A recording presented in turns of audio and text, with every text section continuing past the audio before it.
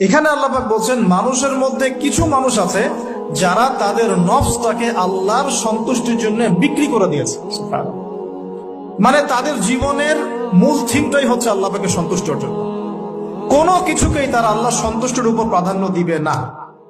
যদি কোটি টাকার অফার আসে হারাম, সে সেটা রিজেক্ট করবে, আল্লাহ নারাজ হবে। একটা সুন্দরী মেয়ে যদি জেনার অফার করে, সে রিজেক্ট করবে, কারণ সে আল্লাহকে ভয় করে। সে আল্লাহ পাকের জমিনের উপরে গায়রুল্লাহ বা কুফফারদের তাগুতদের কোন লস ইমপ্লিমেন্ট করতে পারবে না, কারণ সে আল্লাহকে ভয় করে। সে ইকোনমিক লাইফে হালাল হারামের পরোয়া করে চলবে, কারণ সে আল্লাহকে ভয় করে।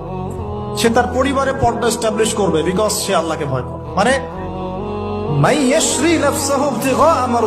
আল্লাহ পাকের সন্তুষ্টির জন্য নিজের নফসটাকে, জান মাল সবকিছুকে বিলিয়ে দিয়েছে।